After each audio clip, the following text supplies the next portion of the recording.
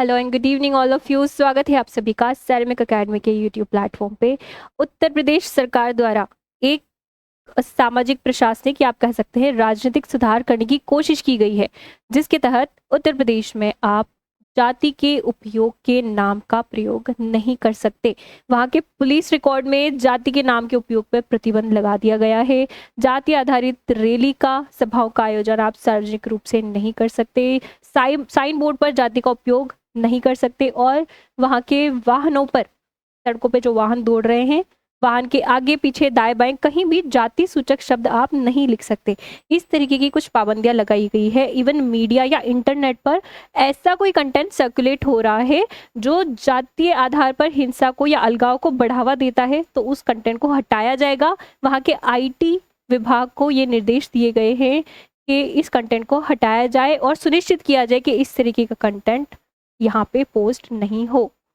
तो देखेंगे आज के सेशन में कि ये जो सामाजिक सुधार, राजनीतिक या प्रशासनिक सुधार, नए रूल आए हैं, इसका क्या परिणाम हो सकता है। पॉजिटिव ही परिणाम देखने को मिलेंगे ऑब्वियसली, लेकिन कुछ एक नेगेटिव परिणाम भी हो सकते हैं, तो वो भी देखेंगे।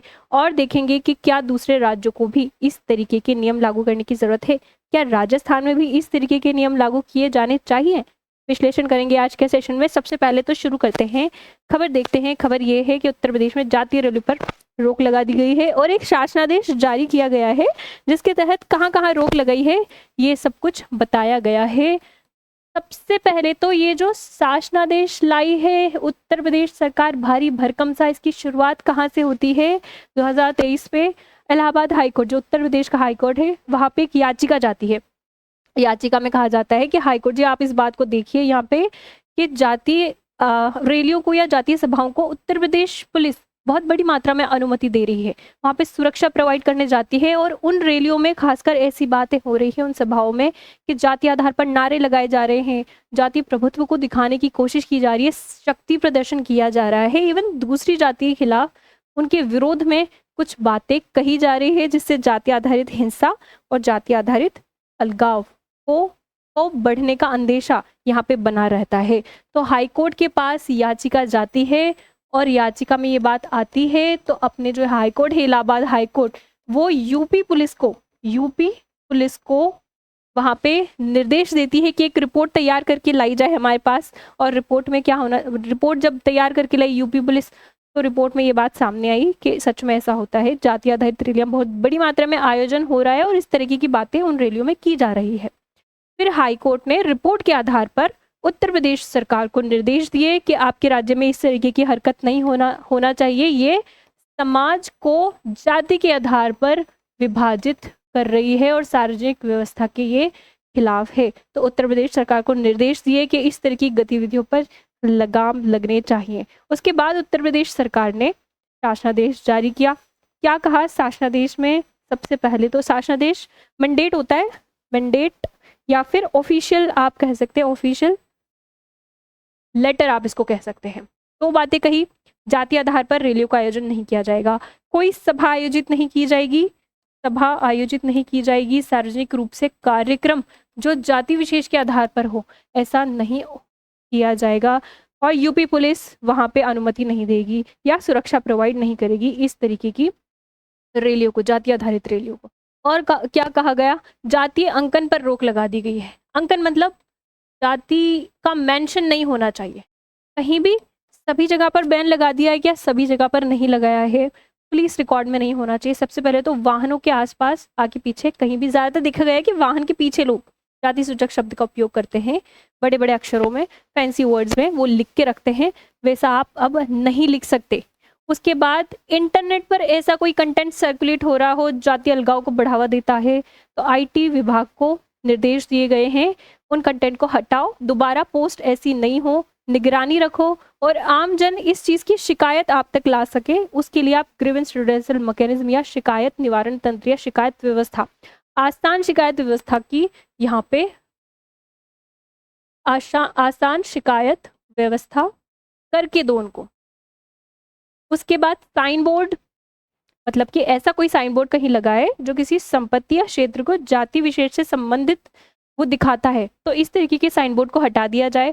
नॉर्मली आप सार्वजनिक स्थानों पर पोस्टर या ऐसे कुछ चीजें देखेंगे, वहां पे लिखा होता है जब विधानसभा के चुनाव आने लगते हैं तब ऐसा कुछ देखने को आपको मिलता है कि वहाँ पे पोस्टर लगे हैं कि ये जाति आपका स्वागत करती है, और ये जाति का सम्मेलन, ये जाति की सभाओं का आयोजन, ये जाति के जाति आधारित संगठन वहाँ पे लगा देते हैं, राजनीतिक पार्टियां अपना अपना पोस्टर वहाँ पे लगा देती है। तो इस तरीके के बैनर वहाँ पे हटा दिए जाएंगे। सार्वजनिक स्थानों पर जाति सूचक शब्द का उपयोग नहीं किया जाए। और सबसे बड़ी बात यहाँ पे की गई है कि पुलिस रिकॉर्ड में अब जाति का उपयोग नहीं होना चाहिए। क्या होता है पुलिस रिकॉर्ड? एफआईआर हो सकती है, चार्जशीट हो सकती है, अरेस्ट मेमो हो सकता है, केस डायरी हो सकती है, यानी ऐसा कोई सा भी दस्तावेज जिसमें बहुत सारी डिटेल्स रहती हैं। वो जो घटना हुई है, आपके पास शिकायत आई है पुलिस स्टेशन में कि आरोपी कौन है, संदिग्ध कौन है, आरोप किसके खिलाफ हुआ, मतलब अपराध किसके खिलाफ हुआ है, पीड़ित कौन है, गवाह कौन है, उन व्यक्तियों का भी डेटा होता है। तो नॉर्मली प्रारूप में जाति का कॉलन वहाँ पे दिया जाता है, नाम होता है, यहाँ पे अपराधी कौन है, पीड़ित कौन है, गवाह कौन है, इस तरीके का उनके पिता का नाम रहता है यहाँ पे, और जाति का कॉलन भी रहता है, जाति का कॉलन। अब बोला गया है कि जाति को, इस कॉलन को आप हटा दो। आपको व्यक्तिगत पहचान स्थापित करनी है तो पिताजी के नाम के साथ साथ आप वहाँ पे माताजी का नाम भी लिख सकते हैं। यहाँ से व्यक्तिगत पहचान स्थापित हो जाती है। आधुनिक समाज है, आधुनिक दुनिया है, पहचान स्थापित करने की और भी तकनीकी साधन है। जाति के आधार पर आप पहचान स्थापित करने की कोशिश ना करें। और भी इसलिए भी मना किया गया है पुलिस रिकॉर्ड में जाति का नाम का उपयोग ना किया जाए, ताकि निष्पक्ष जांच को बढ़ावा मिले। जांच अधिकारी, आप इसको ऐसे समझ सकते हैं कि जांच अधिकारी जो इस मामले की जांच कर रहा है, उस अधिकारी और आरोपी की जो जाति है, मान लो वो समान जाति के हैं दोनों, तो यहाँ पे जांच की निष्पक्षता पे फर्क पड़ सकता है, वो पक्षपात कर सकता है। और इसको ऐसे भी देख सकते हैं कि जांच अधिकारी मान लो लोअर क्लास के हैं, कोई नीची कास्ट के हैं, और आरोपी जो है वो अपर कास्ट का है, तो आरोपी के दबाव में आ सकता है जांच अधिकारी। तो इस तरह से वो निष्पक्ष जांच नहीं कर पाएंगे, पक्षपात कर सकते हैं, सामाजिक न्याय को बढ़ावा नहीं मिलेगा, प्राकृतिक न्याय को बढ़ावा नहीं मिलेगा इसके लिए। तो इसके लिए ये व्यवस्था की गई है कि पुलिस रिकॉर्ड से जाति का नाम हटा दिया जाए, जाति की जगह पे माता जी का नाम वहाँ पे आप जोड़ सकते हैं। और कभी कभी क्या होता है, पुलिस रिकॉर्ड में डेटा मेंटेन रहता है, आरोपी पर लग गया आरोप, वहाँ पे जांच चल रही है, हाई कोर्ट में सुनवाई हो रही है, और बहुत लंबे समय बाद वो आरोप से हो जाता है मुक्त, तो वो तो दोष मुक्त हो गया, लेकिन चार्जशीट या फिर वो जो केस डायरी है, वो सारा ब्यौरा है पुलिस स्टेशन में, उसमें तो उनका नाम मेंशन रह गया, जाति मेंशन रह गई। तो इसको, एक आरोपी को पूरी जाति के साथ आप नहीं जोड़ सकते। और कभी कभी मुद्दा हाईलाइट हो जाता है, तो इस जाति के इंसान ने इस जाति के खिलाफ विरोध किया, तो ये जाति वर्सेस जाति वाला रंग ले लेता है कभी कभी, तो इसके लिए इसको हटाने की बात की गई है। और क्या कहा गया है? और कहा गया है कि एक अधिनियम है, शेड्यूल कास्ट, मतलब कि अनुसूचित जाति, अनुसूचित जनजाति पर अत्याचार निवारण करने के लिए अधिनियम 1989, ये अधिनियम बना रखा है हमारी सरकार ने। ये अधिनियम क्या करता है? शेड्यूल कास्ट, शेड्यूल ट्राइब के जो लोग हैं, उन पर अगर जाति के आधार पर अत्याचार होता है तो ये अधिनियम लागू होता है और इसके तहत कड़ी कार्यवाही की जाती है। नॉर्मली जो अधिनियम होते हैं उसमें सजाएं थोड़ी कम होती है, इसमें सजा का प्रावधान भी ज़्यादा है, कार्रवाई थोड़ी सख्त रूप से की जाएगी, जमानत वमानत जो है वो इतनी आसानी से नहीं मिलती है। तो ये अधिनियम तब लागू होता है जब कोई अपराध किसी इंसान के खिलाफ जाति के आधार पर किया गया हो। इसको ऐसे समझो कि कोई व्यक्ति है यहाँ पे और वो शेड्यूल कास्ट से बिलोंग करते हैं, अब इनके खिलाफ किसी ने अपराध कर दिया, ये अपराध कुछ भी हो सकता है, सामाजिक रूप से उनका बहिष्कार किया, या फिर उन पे कोई टोंट कसा जाति का नाम लेके, या फिर उन्हें कोई वंचित कर दिया किसी सार्वजनिक स्थान पे जाने से या उपयोग करने से, उसको कोई भी अपराध हो सकता है। लेकिन वो अपराध क्यों किया? क्योंकि ये इस जाति से बिलोंग करते हैं, इसलिए ये अपराध हुआ। तो अपराध की प्रकृति क्या है? जातिगत अपराध, मतलब जाति के आधार पर ये अपराध हुआ है, और जाति के आधार पर ये अपराध हुआ है, इसके लिए ये वाला अधिनियम लागू होगा। अब जब ये व्यक्ति पुलिस स्टेशन जाते हैं, यानी कि पुलिस के पास जाते हैं, तब यहाँ पे जाति मेंशन करना बहुत जरूरी हो जाती है। अगर आप वहाँ पे जाति का नाम नहीं लिखोगे तो ये कैसे पता चलेगा कि ये इस जाति के हैं और ये अधिनियम यहाँ पे लगना चाहिए। अपराध की प्रकृति तभी सिद्ध होगी तब उनकी जाति आप लिखोगे, तभी पता चलेगा कि जाति के आधार पर इनके खिलाफ अपराध हुआ है और इस नियम को लागू अब किया जा सकता है। तो इसलिए बोला है कि शासनादेश जो आया है वो इस नियम पे लागू नहीं होगा, जाति तो लिखी जाएगी इस वाले नियम में। तो ये मैंने आपको समझाया कि क्या क्या वहाँ पे नए नियम आए हैं। अभी अपन काम की बात करते हैं। काम की बात क्या कि मेंस में आपसे क्या पूछा जा सकता है। यहाँ पे मेंस से ही ये टॉपिक रिलेट करता है। RS में सोशियोलॉजी से जाति है, वहाँ पे आपके टॉपिक वहाँ से क्वेश्चन आ सकता है।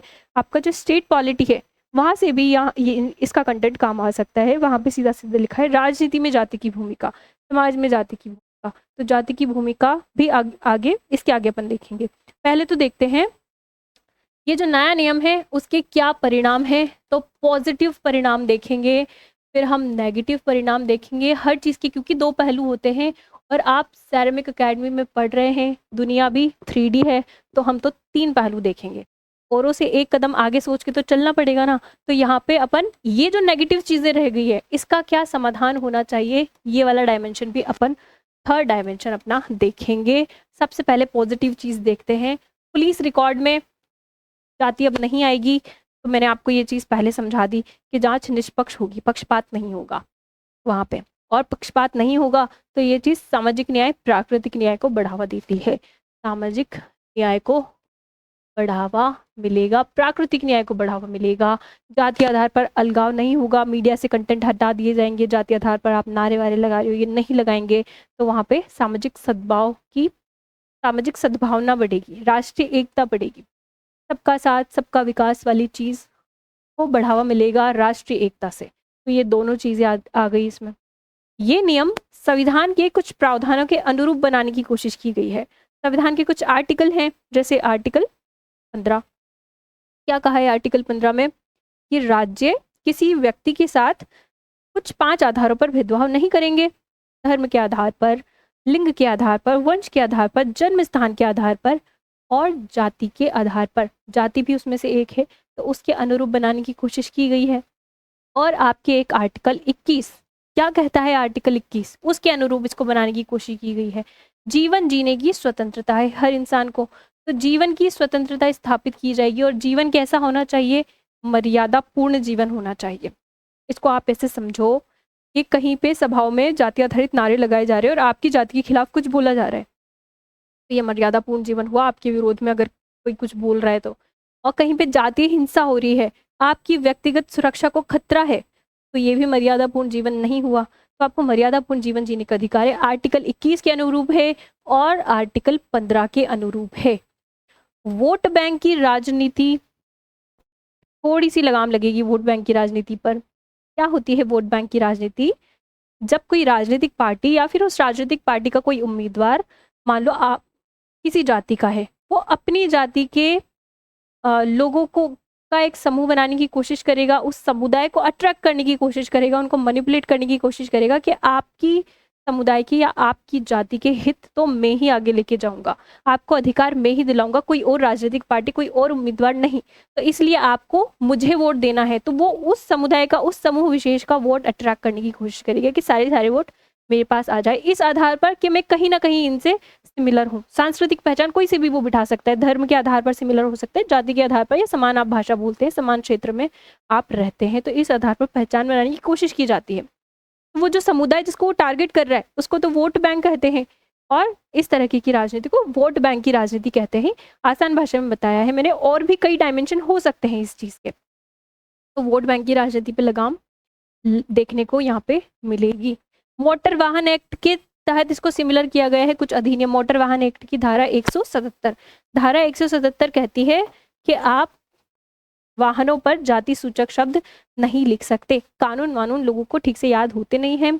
अभी शासनादेश आ गया, नियम आ गया, तो क्या पता योगी सरकार जो है इसको ठीक से इम्प्लीमेंट करा ले। तो ये हमने कुछ पॉजिटिव देखे।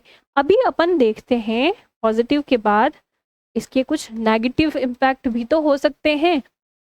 तो सबसे पहले आपको याद आना चाहिए कि समाज में कई पिछड़े वर्ग के लोग हैं, और पिछड़े वर्ग के लोग ज़्यादातर जिन जाति आधारित रैली और सभाओं पे आपने बैन लगाया है, उन्हीं रैली और सभाओं के माध्यम से अपनी आवाज़ उठाने की कोशिश करते हैं।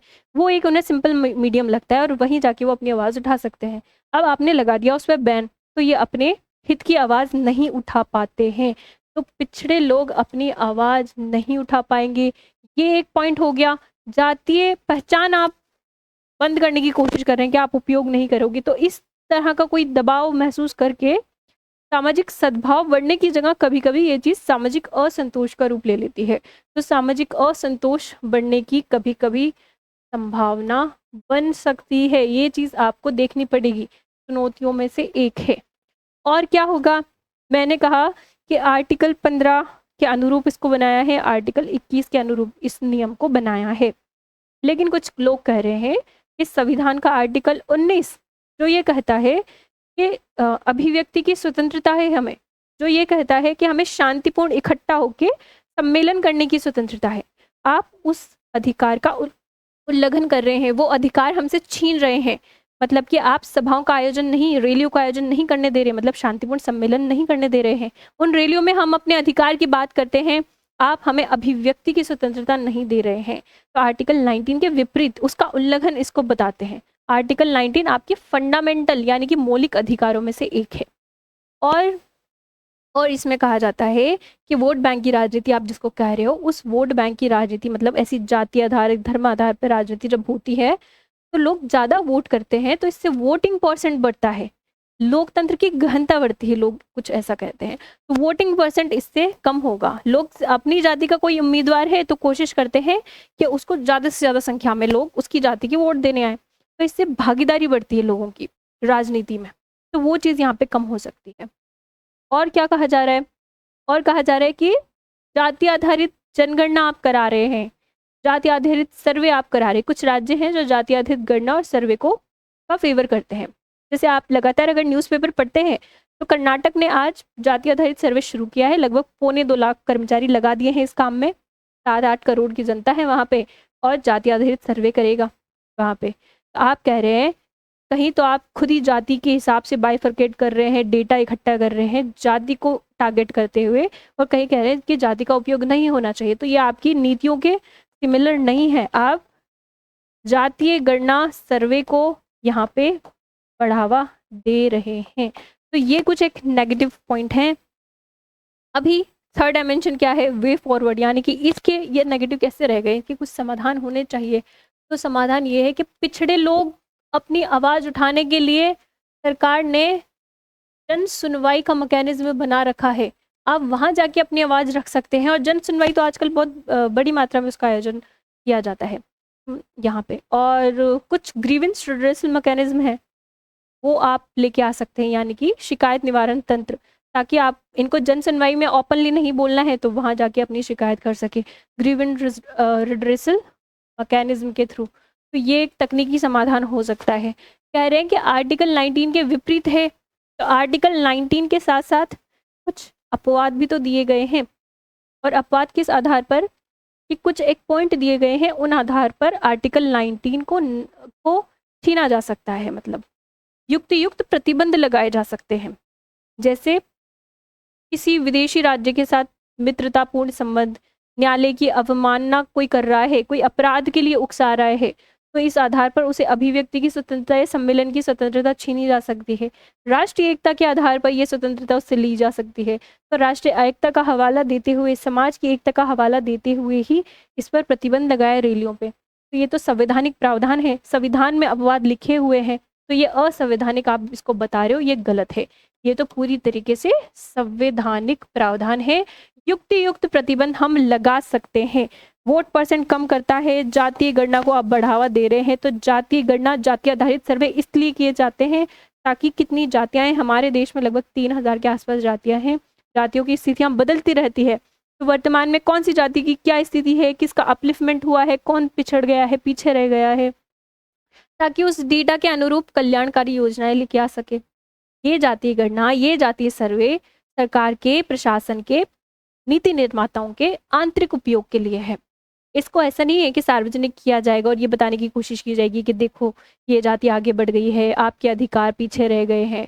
तो ये आंतरिक उपयोग के लिए किया जाता है, इंटरनल यूज, आंतरिक उपयोग। तो ये आप लिख सकते हैं।